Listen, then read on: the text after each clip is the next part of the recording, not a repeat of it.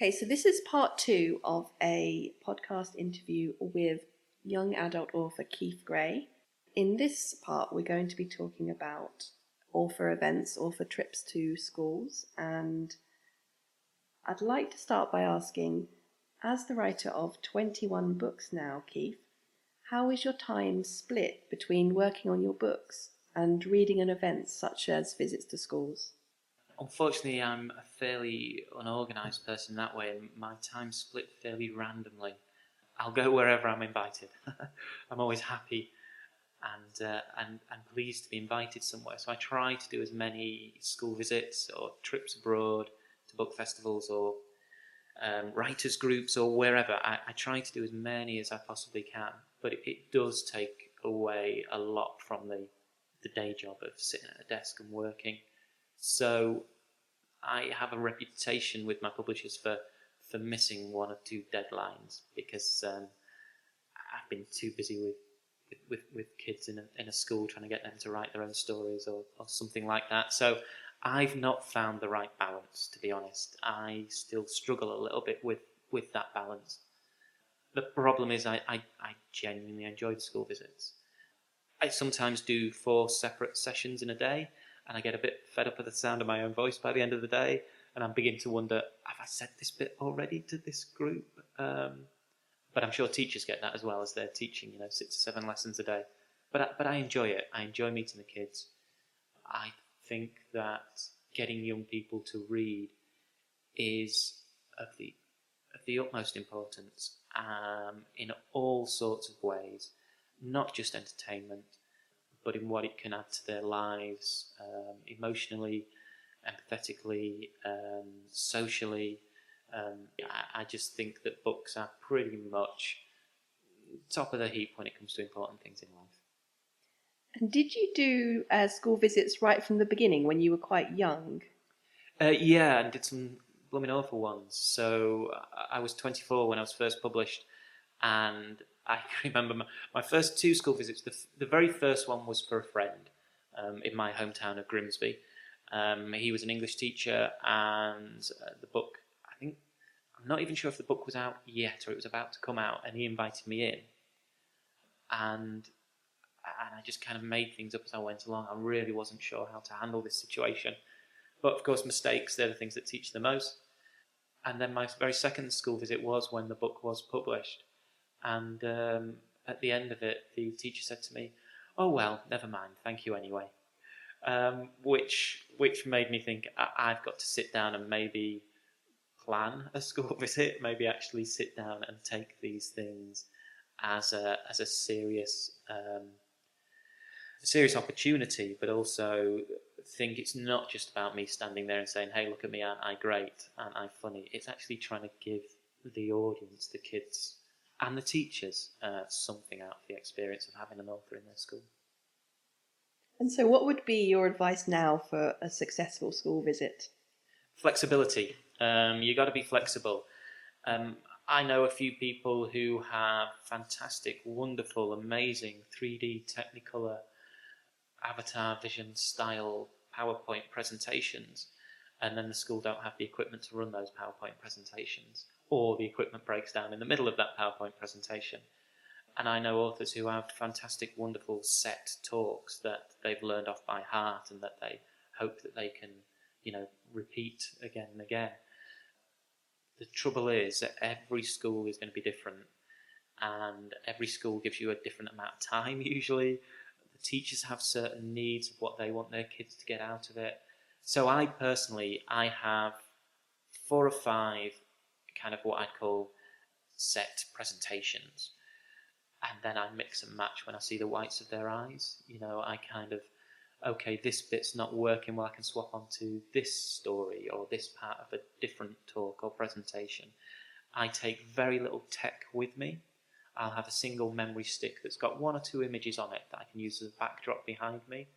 But I approach it as a little bit of a performance, but as flexible as possible, because I've just found that if I go in expecting one thing, the school's not going to be able to either give me that time or that tech or those kind of pupils. So flexibility to me has always been the key to make sure that no matter how tough the session is, the kids will get something out of it at the end. And so do you do a mixture of workshops, asking them to create their own writing, and more presentations? It depends what the schools want. I will give an hour-long reading stroke presentation. So that's all about the entertainment of reading, the joy of reading, what you can get out of reading, and using my own books as examples and how I became an author. And I'll do that to, I've done that to whole year groups of 500 kids or whatever. But then if the school wants, I'll also do a workshop, which is, obviously it takes 90 minutes to 2 hours, it's a bit longer, but I'll only do that to a class-sized group. Schools will try to get everything out of you that they possibly can. And if they think you will give a creative writing workshop to 500 kids, they'll try and get you to do that. I'll give a creative writing workshop to a class-sized group because I run it like a class. The kids are always writing. They're always engaged with what I'm doing. It's fully interactive in that sense. The two don't really mix and match. So I say to the school up front, what do you want? Do you want this 1 hour presentation? Which, as I say, is 4 or 5 different set talks that I can mix and match as the presentation goes on, depending on what's keeping that particular audience interested. Or does the school want a 90-minute to 2 hour workshop? If you want as many kids as possible to meet an author, then it's the presentation. If you want an actual more focused writing workshop where the kids have their own work at the end of it to display or to develop, then it's going to have to be the workshop, but it's going to be a smaller amount of kids. You seem to have a really clear author brand. Even your book titles have a nice consistency. Do you think connecting with your audience through school visits has influenced your writing or helped you to develop your author identity? In a way, yeah. I do worry that I'm going to run out of stories for young adults if I'm not around them. They move on so quickly when it comes to technology or fashions or tastes that if I want to actually be able to keep up with them, then I need to know what they're talking about right now. I'm often asked, why did I write young adult fiction first of all, or teenage fiction as it was called back in the day. And it was I wrote my first book when I was 21, so I knew what it was like to be a teenager. I didn't have a clue what it was like to be an adult. Nowadays I'm worried I know far too much about being an adult and far too little about being a teenager. So school visits help in that way, just to meet the kids and keep me grounded and see what interests them. What I've discovered is it's usually, it doesn't matter whether they're into this band or that band or whether they have this technology or that technology these days. There's still bullies. There's still worries about schoolwork. There's still divorcing parents. There's still fights in the playground.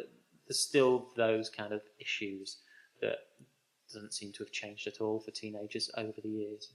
It just comes in a slightly shinier package maybe these days with the technology that they've got.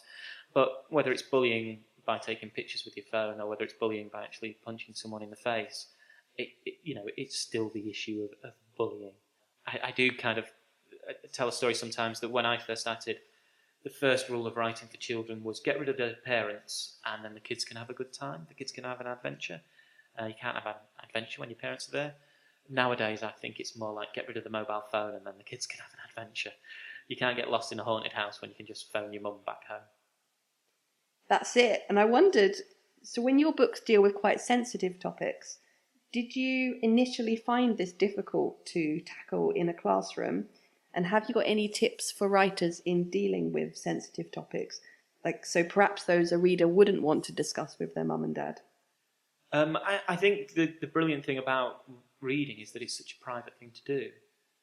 So you can read by yourself and certain topics can be tackled by the writer that the reader can engage with that perhaps they'd find much more difficult to actually speak about in real life. We're all like that. Tackling these issues has to be done completely honestly. It has to be done with an open mind. And what I mean by that is, I don't know all the answers to life. So in my books you won't find answers to life. I won't direct the reader to think this way or think that way. I'll ask as many questions as possible and hopefully they'll be able to work out their own answers without me dictating to them. A book should be about exploration and finding your own answers, discovering your own answers. It shouldn't be me as a 46-year-old white, middle-class, middle-aged man sort of telling young readers how they should think or what they should do. If you find me in any of my books, I've failed miserably. I shouldn't be in any of my books. The reader should find their own answers, not the things that I think they should find. And so after this time, what most excites you about your job as a writer now? The writing. Still the writing. Still coming up with those ideas of surprising myself. The book I'm working on at the minute, one of the characters, not the main character and not perhaps a central character up until now, has completely changed the way they talk and the way they think and the way they move. And wow, I wasn't expecting that, but I really like that. I really like the way they've turned out. So I'll have to go back and rewrite a bit to work that in. It's that excitement, it's that bit I wasn't expecting, that not necessarily the words. I don't get too excited by words or clever phrases, but I get excited by story twists and by the emotion. That's what keeps me going. And when I surprise myself on the page, that's brilliant. That's what I'm doing it for. Very selfish, I'm afraid, but I like to entertain myself as I'm writing. Well, thank you very much for coming in to talk to us today, Keith. Thank you for having me. Thank you.